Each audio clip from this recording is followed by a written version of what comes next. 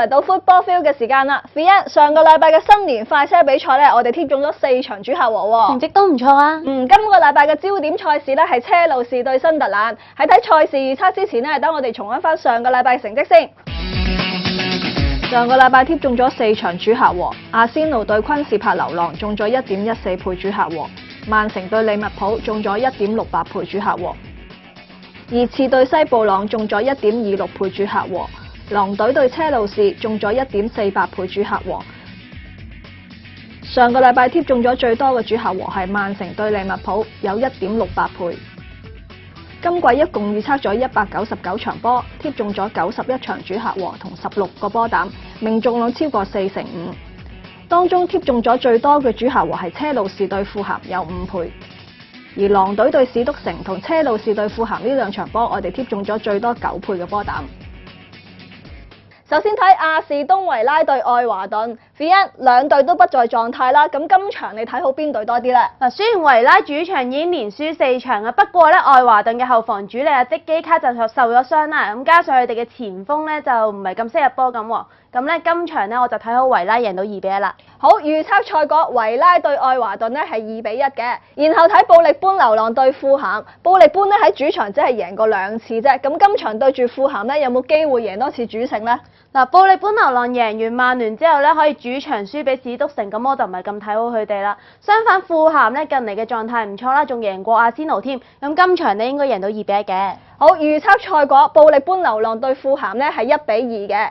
再睇下利物浦對史篤城，紅軍咧最近有謝拉特復出喎。係啊，仲喺聯賽波入咗個12碼，贏咗曼城添。咁今場有去助陣，應該食硬史篤城啦啩？嗱，謝拉特嘅復出咧，正好就彌補咗蘇亞雷斯停賽啊，加上利物浦咧佢哋主場咧就有不敗嘅成績啦。咁對住作客淨係贏過2場嘅史篤城咧，應該可以小勝2-1嘅。好，預測賽果利物浦對史篤城係2-1嘅，跟住再睇下曼聯對保頓。曼聯咧喺聯賽已經連輸2場啦，咁今場會唔會反底呢？嗱，史哥斯嘅復出咧，相信可以幫助到曼聯嘅調配嘅。咁雖然咧上場保頓就作客贏波啦，但係我仍然相信曼聯今場可以翻身成功贏到2-0㗎。好，預測賽果曼聯對保頓係2-0嘅。再嚟睇下熱刺對狼隊，熱刺咧已經追到同曼聯同分啦，氣勢如虹喎。咁今場你覺得佢哋會打成點呢？嗱，熱刺咧依家咧就落後曼城3分，同曼聯同分喎。咁大家都有機會去爭英超冠軍，所以今場咧會乘勝追擊贏狼隊2-0㗎。好，預測賽果熱刺對狼隊係2-0嘅，跟住再睇下西布朗對諾域治啦。西布朗咧近排就打海鮮波啦，咁今場咧會唔會繼續都係咁呢？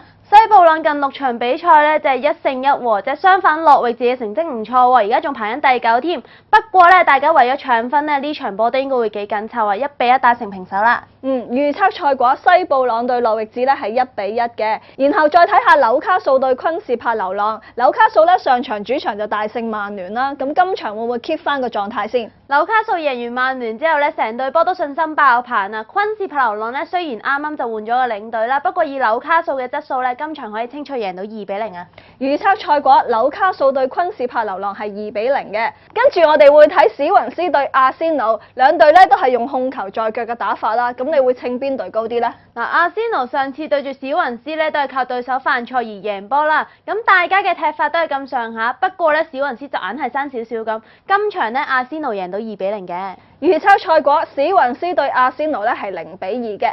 之後再睇下韋根對曼城，曼城咧喺杯賽已經2連敗啦，咁今場韋根有冇機會可以偷下雞呢？應該都冇乜機會㗎啦，韋根佢哋嘅防守經常犯錯啦。雖然曼城咧就有幾個主將缺陣，不過咧以佢哋雄厚嘅實力咧，今場可以大勝3-1啊！預測賽果韋根對曼城係1-3嘅。嚟到今個禮拜嘅焦點賽事，車路士對新特蘭。新特蘭咧近排成績咧係英超最好噶啦，咁今場作客車路士咧，你覺得佢會踢成點啊嗱？新特蘭喺奧尼爾帶領之下咧，球員嘅信心真係翻晒嚟啊！咁咧佢哋過去5場咧就有4勝1和嘅佳績啦。今場咧車路士對住新特蘭咁有組織性嘅防守咧，睇嚟要失分而回啊！今場咧1-1打成平手啦。預測賽果車路士對新特蘭係1-1嘅。Fian， 不如等我哋重溫翻今個禮拜嘅賽事預測。阿士東維拉對愛華頓2-1，布力般流浪對富咸1-2，利物浦對史篤城2-1，曼聯對保頓2-0，熱刺對狼隊2-0，西布朗對諾域治1-1，紐卡素對昆士柏流浪2-0，史雲斯對阿仙奴0-2，韋根對曼城1-3，車路士對新特蘭1-1。